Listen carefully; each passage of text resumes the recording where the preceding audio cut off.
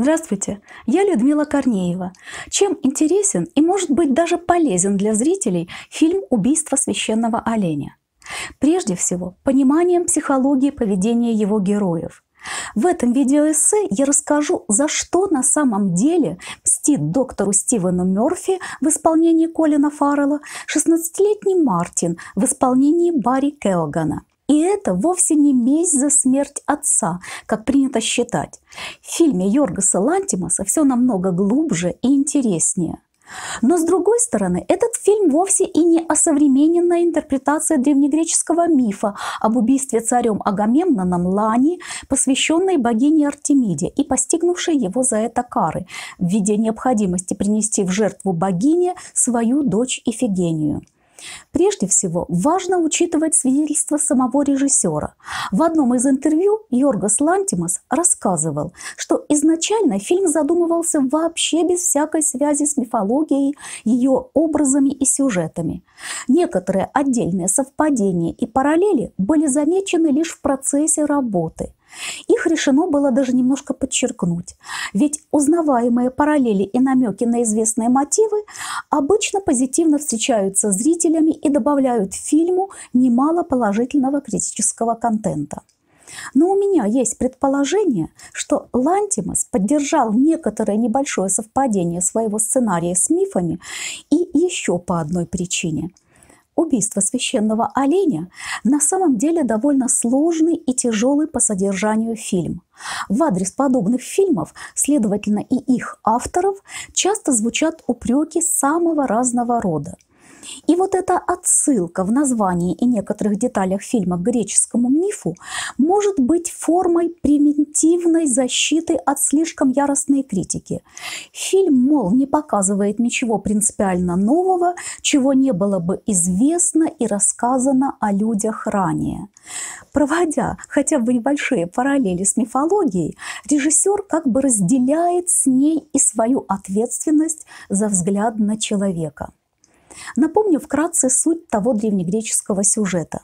Согласно Илиаде Гомера, покуда армия греков собиралась в поход на Трою, царь Микен Агамемнон на охоте убил посвященную богине Артемиде Лань. Разгневанная богиня наслала безветрие, и корабли греков не могли выйти в море. А прорицатель сообщил, что для искупления вины Агамемнона греки должны принести в жертву Артемиде его дочь Ифигению. Агамемнон пытался воспротивиться, но Ифигения сама выразила желание пожертвовать жизнью ради интересов своей родины. Тронутая поступком девушки Артемида спасла ее. В последний момент перед жертвоприношением богиня заменила Ифигению то ли козой, то ли еще одной ланью, а грекам дала попутный ветер. В фильме Йоргоса Лантимоса дочь Стивена Кимберли хвалят в школе за хорошо написанное сочинение об Ифигении, а позже девочка предлагает себя в качестве жертвы. Но даже с учетом этого эпизода в сюжете фильма не так уж много на самом деле общего с мифом. Во-первых, в мифе требуется конкретная жертва, именно Ифигения. А в сюжете фильма важна деталь именно самостоятельного выбора Стивеном жертвы. Во-вторых, Ифигения в мифе не гибнет. Наконец, мотивация в фильме у Кимберли совсем иная, нежели у Ифигении в мифе. А вот в том, что в мифе убита лань, а в названии фильма упоминается олень, особого противоречия как раз нет. Например, киренейскую лань, священное животное Артемиды с серебряной шерстью, бронзовыми копытами и золотыми рогами, сами древние греки нередко называли и оленем. Кстати, погибший олень в мифах об Артемиде тоже есть, но то совсем другая история. Юноша Актион, будучи на охоте, случайно увидел купание Артемиды с нимфами. За подглядывание разгневанная богиня превратила юношу в оленя, и Актиона оленя разорвали его же собственные охотничьи собаки. Еще раз напомню, что по словам самого Лантимоса, сценарий фильма не задумывался как отсылка к мифам. Стремление же некоторых кинокритиков объяснять события фильма именно через мифологию, приводят к довольно неубедительным, на мой взгляд, результатам. Есть даже, например, странные попытки представить Мартина как божество. Часто и много говорится о том, что фильм «Убийство священного оленя» повествует о неотвратимости судьбы Рока. Мифологическая картина мира действительно все объясняла преимущественно превратностями судьбы и Роком. Но фильм же не об этом. И он на самом деле гораздо интереснее. Фильм Лантимуса «Убийство священного оленя» о понятии справедливости, в том числе социальной, ее связи с местью и о психологических тонкостях мотивации человеческих поступков. Вспомните, при посещении Мартина жена доктора Стивена Анна в исполнении Николь Кидман спрашивает: «Но если мой муж совершил оплошность или ошибку, то почему я должна расплачиваться? Почему мои дети должны расплачиваться?» Мартин же в ответ вдруг заводит разговор о спагетти. Рассказывает, что когда-то ему почему-то сказали, что он ест спагетти точно так же, как его отец. Тогда я думал, что я единственный, кто ест спагетти именно так. Я и мой папа. Позже я, само собой, узнал, что все едят спагетти точно так же. Точно так же. Точно так же. Это очень расстроило меня. Очень расстроило. Наверное, расстроило даже сильнее, чем новость о том, что он мертв. А дальше, после небольшой паузы, Мартин скажет Анне буквально следующее. «Я не знаю, честно ли то, что происходит, но это единственный справедливый план, который я смог придумать». Причем же здесь спагетти? Когда Мартину внушили, что он единственный, кто ест спагетти именно таким образом, как и его отец, то вопрос о социальной справедливости у мальчика не возникал. Ведь он уникальный. У него свой уникальный способ поедать спагетти и своя уникальная жизнь. А другие едят спагетти иначе, и вся жизнь у них другая. Но вот Мартин делает для себя открытие. Оказывается, спагетти все едят одинаково. Почему же тогда все живут так по-разному? Еще в начале фильма Мартин, приглашенный доктором Стивеном к нему домой в гости, говорит: «Комнаты, ребят, потрясающие, такие большие и светлые».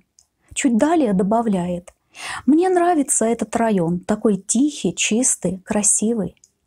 А на вопрос Анны отвечает: «Мы живем не в таком уж милом районе, не в таком уж милом доме».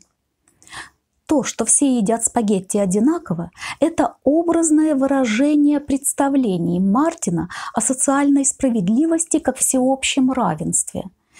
Иными словами, он размышляет о том, что если все люди рождены равными и все едят спагетти одинаково, то почему же они живут настолько по-разному? Как вы думаете, 16-летнему подростку это представляется должным и справедливым? Кстати, в фильмах Йоргоса Лантимуса за метафорами часто скрыты мысли, которые противоречат модным сегодня тенденциям. И именно потому режиссер и высказывает их столь завуалированно, образно, можно сказать, эзоповым языком. Вспомните, как часто сегодня звучит призыв быть собой, ценить свою уникальность в самых разных смыслах. А вот из монолога Мартина выходит, что призыв быть уникальным, исключительным в каких-то мелочах, деталях, это лишь отвлечение внимания от разного рода социальной несправедливости. И вот Мартин создает свой план по внедрению социальной справедливости, как он ее понимает в свои 16 лет, и начинает претворять его в жизнь. Повторю еще раз его слова. «Я не знаю, честно ли то, что происходит, но это единственный справедливый план, который я смог придумать».